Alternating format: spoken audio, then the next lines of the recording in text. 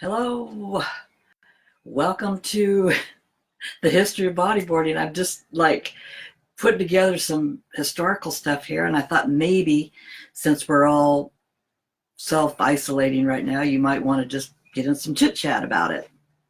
So I put together a couple little things. I think it's probably going to go pretty long, and I don't think you have that much time, so I put it in several different parts. Like right now I'll talk about the early days of 1975-ish to 1981, and then I'll go into my Bodyboard International magazine days. And I went through, and I'm so excited. I went through and I found all the original one, and a bunch of copies. You know how we're all sitting around right now, and so you're kind of going through stuff and organizing stuff. So I found a good collection of magazines, and I'll feature some of you if you're in the chat room. I'll feature you in the magazines and do a little shout out to you. And I also found HCB. Do you remember that? The rag magazine. This one's all about fearless femmes. I did a whole one on all girls. Yay. And then I'll go into the BIA, which will be circa 1991 on my third part. So I think I'm going to just be able to get through the first one tonight because it's long. Well, we did a lot of well, I see Joe Evans here. He was one of my early pros who went on the road with me and literally promoted this thing, the first ambassador. So I'll start there with, and if anyone wants to call in and make a comment or ask a question, I put the number up there in the chat room. So feel free to call in. Thank you, Joe. Well, this sitting around doing nothing, you kind of just been eating, a lot of eating. I was wondering, someone said, are you going to be an alcoholic when you're done? Are you going to be fatter when you're done? Are you going to, be local when you're done? And can we be all of the above when we're done with this thing? But anyway, so in the back here is a picture of 1976. So we'll start with the early days of Morey Boogie. And I got the good pleasure of running into Tom. I knew him in Hawaii with Marcia, his wife, who's now still his wife. We used to body surf and raft at Brannike's on Kauai, and Tom surfed out at Tahiti Longhouse and out in there. And he would come into my bakery. I had a health food bakery, and Tom would come in there, and so he loved my cookies, and I was called the cookie lady. And all the surfers used to come in and munch on my big 10-cent oatmeal cookies about that big. Well, anyway, fast forward 8 years later, they went to Costa Rica. I was going to college and working as a waitress on my way to be a lawyer. And I ran into Tom in Carlsbad, California. This is where this whole thing started. And I got there because I was a OC girl from Orange County, Costa Mesa, and I wanted to get away from my ex-husband. So I went down to a mile away or an hour away, and I ran into Carlsbad, California. Well, lo and behold, what are you saying? I bet you have a few old something. Yeah, we got some old stories. We like to talk stories. Oh, I bet you have some old boards somewhere. Yeah, we've got a few boards. But anyway, so I run into Tom of all places. We lived a block away from each other in Carlsbad, California.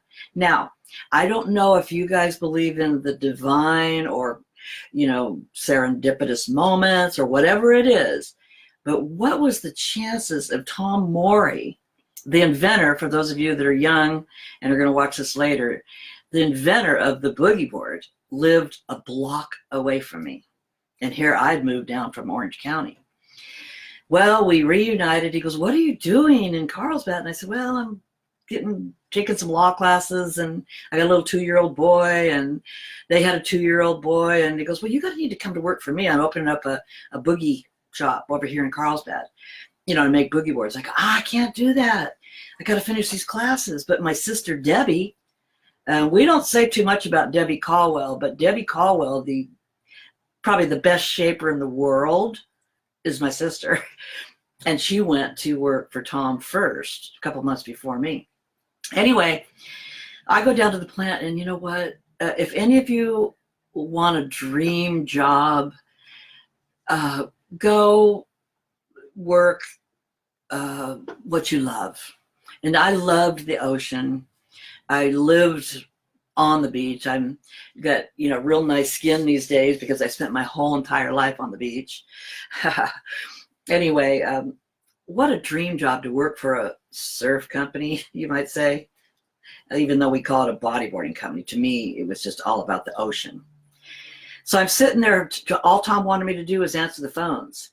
And so he's hearing me talk to these people in these surf shops like Eddie's up in, ET surfboards up in Hermosa. I was talking to Jack's Surf Shop. A lot of these shops you guys know, Ron John's out on the East Coast. And he goes, you know what, Patti? I really like the way you talk to people. Do you think you could get out on that Morey Boogie van and go, talk to some of these accounts? Ay, no. I don't like sales. No. I don't like sales. No, Tom. No, you got to go. We've got a couple people in the plant. We've got a couple people here. Louise can answer the phones. You've got to go.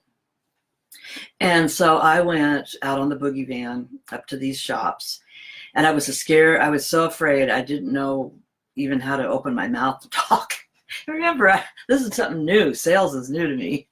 So I figured out a way. In fact, I actually started a training course way later, 40 years later, on sales, and it implemented some of the ways that I sold Morey Boogie boards. The same sales is sales is sales. The way I sold the boogie boards was the same way I was selling years later. So I developed that out on the road in these early days. And I would go in and just kind of make friends with the surf shops, get to know the manager, and then leave. Never said anything about Morey Boogie, nothing, because I was too afraid. Because they were surfers, remember? These were surf shops. They didn't like spongers. So I would leave because I was so afraid. And I'd come back to Tom, go, how much did you sell? And I go, none. He goes, come on, Patti. Well, I finally figured it out. I was going to have to go in and make friends with these guys. I parked the boogie van right in front of the shop. And they go, oh, you're from Morey Boogie? I kind of wanted to order a couple of those. Okay. All right. So then I would take these orders. Tom was happy. We're getting orders. Now he's got some other guys, Rick Lawrence and Clark Cedarval out on the East Coast, and a bunch of people, names, if you follow the history, you've probably heard. And Johnny Cash, some of you might know him. But anyway, for those of you that never followed the history, this was the pivotal point. We started getting orders. Okay, orders, not just running a little magazine and selling these kit boards, that were just, they made themselves. We were now making boards in the factory. So Tom said, I want you to go out, or no, he asked me, he says, what do you think we could do to open up the East Coast? Kind of like how you've opened up the West Coast. And I said, well, I think, and I don't know if you can see it back here or not, but there's a little, like a real estate flag right there. I took 4 poles, some real estate flags, and put 30 boards out there, and I corralled all these kids on the beach. And this was actually my first public speaking engagement. This is actually how I learned how to public speak. I would get up there and tell these kids all about these boogie boards. And no, you can't ride them until you hear the pitch. And then they would get all excited, and I would let the first round go out, and then I'd fill the next group of kids in on the beach there and let them go out. And so this happened all day. I mean, my skin literally, in that picture there, I don't know if you can see it, but I probably could have gotten it a little bit. Let's see if I can get it up a little bit bigger. Yeah, I'm in a hat and long sleeves and long shirt. And I told these kids, I go, I don't go to the beach like this. But I was so sunburned. And so anyway, that was really fun. Think about it for a minute. How perfect is that to have a job just to sit on the beach and you stoke people on bodyboarding? It doesn't get any better than that. It really doesn't. I mean, I really have had a truly blessed life because those were the days. And so then Tom goes, okay, well, that's good. You're out there stoking people. Now, Patti, you need to figure out how to sell them. Oh, sales, that's right. So I said, okay, I called up these surf shops and I said, would you consider buying like 3 boards? I'm going to be out in your area. No, nobody wanted them. I said, okay, well, I'm going to do this promotion out there in Virginia Beach, Cocoa Beach, Delaware, Long Island. I was all out on the East Coast. No, I said, I'll tell you what. I'm going to mail you 3 or ship you 3 boards because that's what fit in the boxes. This is the original UPS bodyboard box was 3. So I'm going to send you 3 on consignment, and I'm going to sell them for you. Okay. And I don't have to pay for them until they sell? No, you don't have to pay for them until they sell. So I went out on the beach, and while I was out there talking to these kids, I would tell them, okay, now tell your parents to go down to Kite World, go down to Ron John's, go down wherever I'd send these. And they would go running in there. They were so stoked. Now, you remember your first ride on a bodyboard? Remember it? I remember my very first ride. I was so stoked. I was laughing and smiling, like Tom said, enjoy a Morey Boogie. Oh, I enjoyed a Morey Boogie, let me tell you. So that's what I wanted. I want them to have so much fun. They were going to go down to these surf shops and buy one. Well, they did. And the 3 wasn't enough. And these shop owners were calling back to Tom going, I need 12, I need 16, and all of a sudden the whole East Coast opened up. And now we're not being able to ship all these boards because so many people got stoked. And, you know, for me to do that with people like the names that you'll hear, Roger Waller, Scott Evans, Tony Prince, Joe Evans, some of these people that are still around today that we still have these little 40-year reunions, those were the guys that helped me lift those boards down to the beach and go out with the kids and ride with them and teach them. And you know what? I'm going to just insert one little sidebar here from my legal, my little law hat. That's what we need to do today.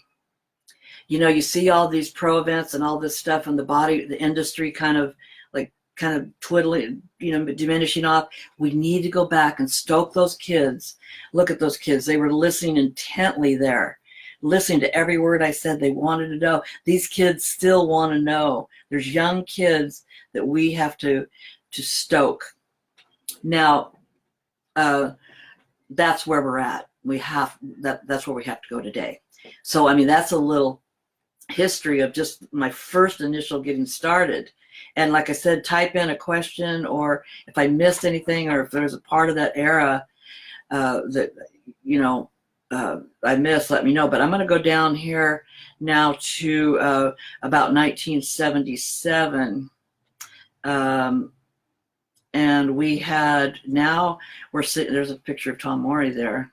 That was holding his original kit board. He was quite a waterman. For those of you who don't know Tom's history, it's just amazing. But this particular era here was, I had created the contest. Tom, said, I remember he said, you have this background in outrigger canoeing from Hawaii, and you've put on regattas and blah, blah, blah, blah. Could you do that with bodyboarding? And I go, well, yeah, let's just go do some boogie events. So we started doing some boogie events. Next thing you know, we're doing AAA, AA, and just amateur, all amateur. And I called Tony Prince and Scott Evans, Roger, and a couple guys over to my house in Carlsbad. And I said, you know what? You're moving through this AAA division like really fast. I think we need to go. I think we need to go pro.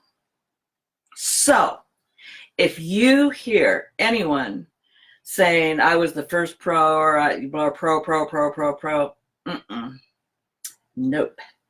The Western Boogie Association right here, my friends, 1977. We created the first pro division. And to get in the pro division, you had to win a AAA. So you worked up from A, AA, AAA. And then all of a sudden we had a heat, which was, I think we started with 3.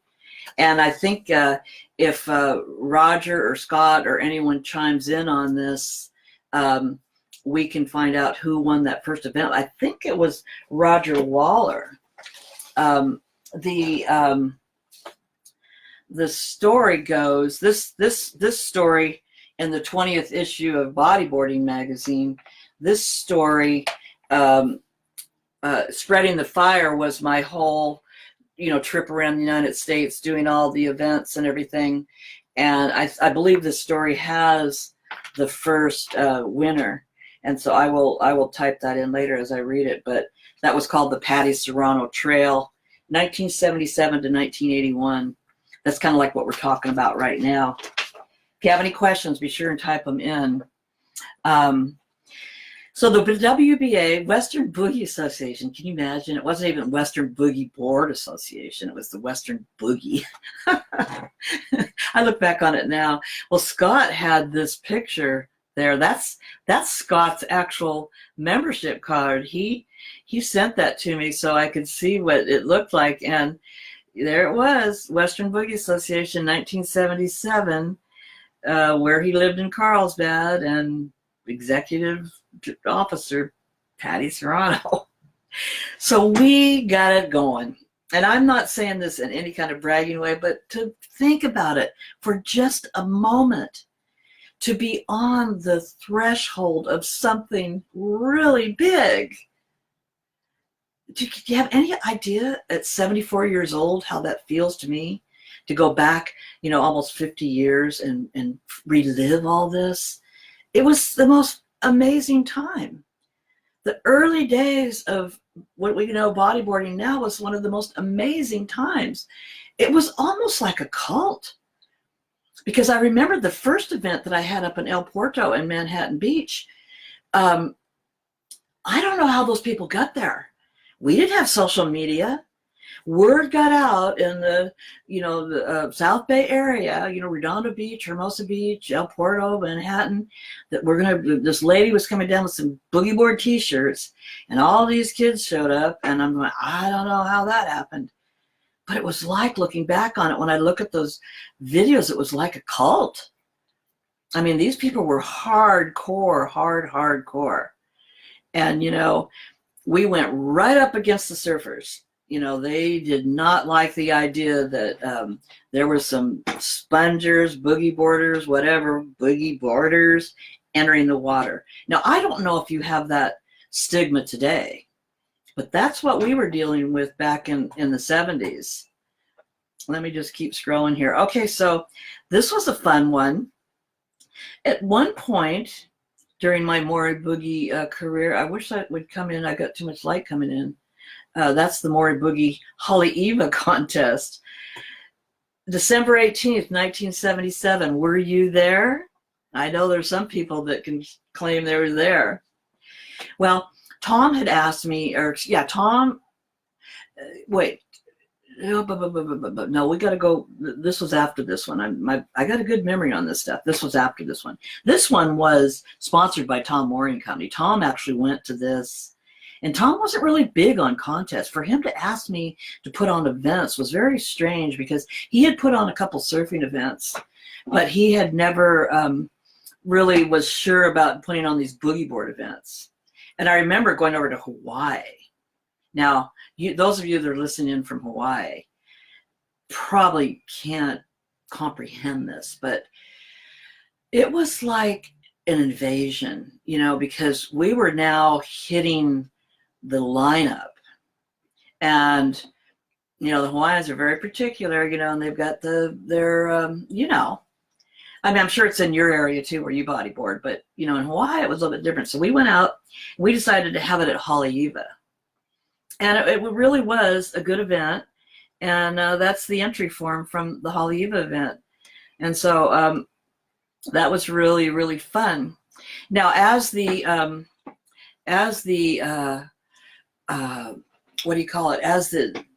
popularity started spreading, I got sent back out to the East Coast again. And now I'm taking, some of the AAA riders because they earned it.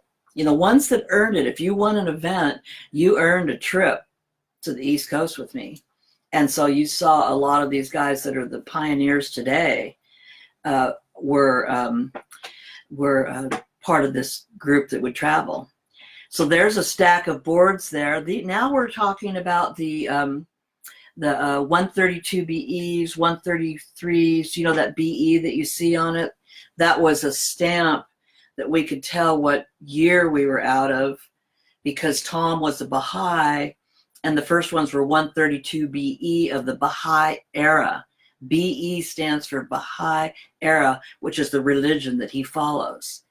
So some of these boards, these boards look like 132 BEs. The colors just remind me of some of the colors that came out, but they could be a little bit later model. But I'm there passing them out, and you know, you'd think we would lose a lot of them, but we'd lose maybe one per event, or you know, it wasn't too bad. So that was how the Stoke got built in the early days of Morey Boogie. And then as time went on, we started doing bigger events. Now we were at the point where we were getting kind of too big for our britches, and so we started doing challenges, we called them. And Tom eventually had to sell around 90, 79-ish to a company out of San Francisco named Kransco. And some of you were around in those days, and some of you were watching this video later will remember that. But Kransco had a lot of money, and they brought in me as their sports promotion director. And now I was going to go full on, no more sales. I got to do just events. Think about it. Think about that for a minute. If you loved the beach, you love the water, and you got a job just traveling, can you wrap your head around that? That's what I got to do. I mean, I was very blessed. And the Johns, John Rosecrans and John Bowes, who owned Kransco, gave me free reign to create whatever I wanted as far as sport promotion. Can you imagine? Can you imagine starting from a little event down in El Porto, Manhattan Beach, where we're sitting around giving out T-shirts, to now having airplanes flying by? I remember Joey Gibbs used to get on a windsurfer and go down the beach with the sun-kissed. It had a sail that had sun-kissed on it. I mean, we were getting sponsors like, you know, Sun-Kissed Soda and the Gap. I mean, these were the days. You know, when you look at that Wrigley commercial, it just kept popping. And the enthusiasm and the Stoke and all that was just so exciting. So I got truly blessed to, you know, be a part of that. So that kind of took over my whole career with Morey Boogie and then Kransco, and then right up about 1981, I have a little 5-year thing that just, for some reason, my life goes in 5-year things. Now, who would quit something like that? Who would be that silly? But I was also on the side starting a band. Now, remember, I was young, so I was starting a band. I don't have any pictures of it right now, but and so I was wanting to do that. And so my band actually played at the championships, the Morey Boogie championships and all that. So that brings me kind of up to 1981. So I'd love to take your questions now. I'm sure there might be something just in that period. And you can type it into the chat room, or you can call 760-231 and 1235, and you will be on the line. But I'd love to hear from you, or anyone that was around, or anyone that has a question, or anyone that has a story, maybe that happened in Hawaii when I was over there, or on the East Coast while I was there. We'd love to hear it. And then I will close out this part 1 and come back either later on tonight and do the BIM, or tomorrow, but it's just kind of that, isolation, stay at home thing right now. I thought, well, this would be a good time to talk to some bodyboarders and see if there's any questions they have about the history, because so many people, over the years have gotten into bodyboarding, and it literally has changed their lives. I know people that their lives were changed because of the bodyboard. And do you know that Tom Morey, I sometimes I wonder when he goes to sleep at night if he realizes how many lives he's changed, because I know he changed mine. I told him on our last reunion about a year ago, we all went down the beach just to sit around, and I told him, I said, you are my mentor. You pushed me to learn sales, which I went on to do in my lifetime career, and then I went on to teach sales. I mean, some of this stuff from Boogie, can you imagine? Changed my life. So how did it change your life? I would love to hear from anyone that wants to call in or type in what was your first experience? What did you feel when you first took off on a wave? What was that feeling? Do you remember the feeling when you first took off on a wave? Because Tom wanted, the logo said, enjoy Morey Boogie. It was all about enjoyment. And so Tom said, enjoy a Morey Boogie. It wasn't about compete and be number one and go on the world tour or anything. It was enjoy. This board was built to enjoy. And his vision was to have moms, dads, aunts, uncles, 3 or 4 bodyboards in a garage. That was his vision. He wanted to have everybody riding a board. It was that kind of a board. And so the sport kind of went in a whole bunch of different directions, and people in different age groups, and of course females and all of us, it went in a whole bunch of different directions, but that's what we're supposed to do. So give me a call. Somebody call in. Let's find out what's going on here. I've left the chat room. Hold on, let's go back here. I'm glad you're being Debbie into the conversation. She is a unsung hero. Absolutely. My sister Deb. Johnny Roberts, this is fantastic. Chris Cummings, got my 8 and 12-year-old boys into boogieing last year. All right, Chris. Joe, seems that Roger won the first one. Okay, Bobby's second, and I thought Joey Gibbs or Mike Lambrisi was third. Okay, I think you're right. Yeah, it was Roger. I think it was Roger, Bobby, and Mike Lambrisi. Because remember that picture that's up on the history of bodyboarding page on Facebook has that picture. Yeah. And I remember Mike Lambrisi, who also went on to be a big pro. He didn't like that. Okay, so and there's Scott. Somebody call in 760-231-1235. Don't be shy. And don't play any jokes on me either. And let's talk history. This is what this is all about. Come on. You got to stay home anyway. Might as well talk story, right? Like they say in Hawaii. If you don't, I am going to close this one out and start the BIM one. The BIM one is going to be good because I've got the first one. I mean, when you see the transformation of BIM, it goes from Bodyboarder International Magazine to Big Bodyboarder, and then Big BIM. Because I was told in marketing, if you can get your business to be known by its acronym, you're there. Like KFC, or when people know by their acronym, then you've arrived. So when we got up to BIM, there was no other bodyboard magazines around, remember.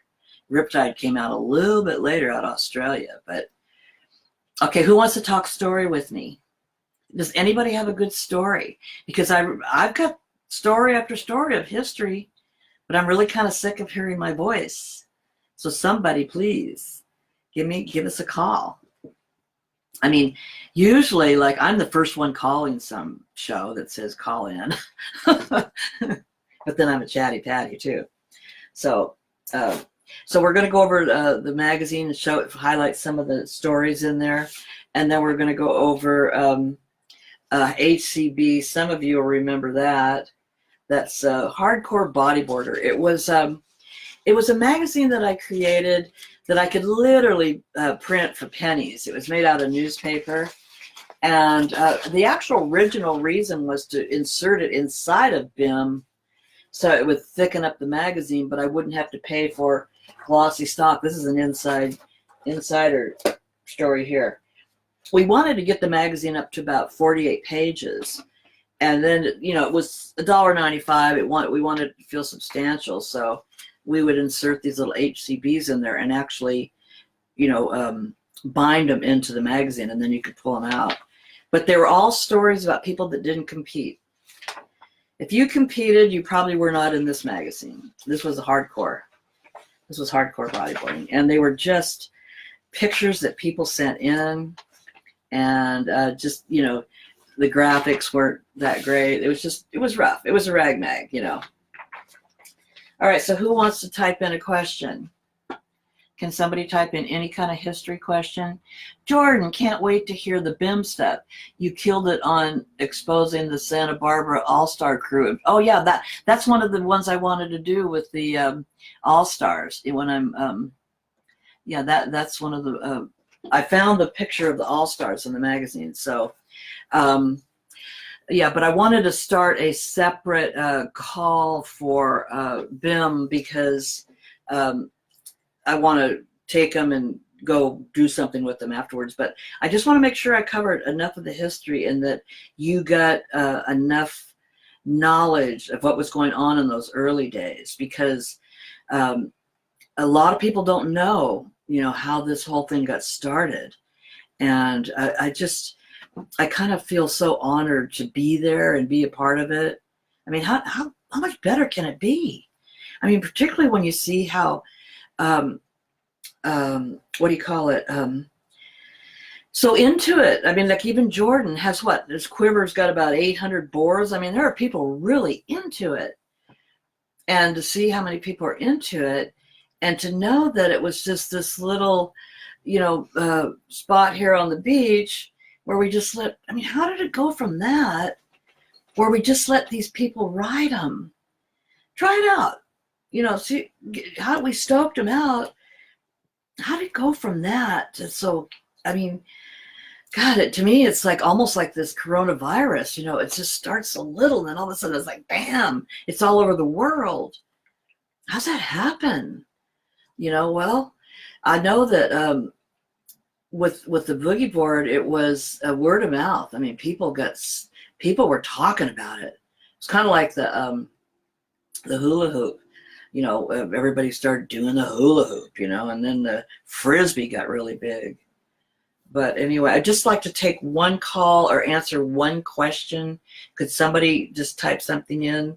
I want to just make sure I've covered everything. If there's any doubt on anything that you might, or you want to tell a story or something. If Scott Evans is still here, or Joe Evans, they really could be best served to call in.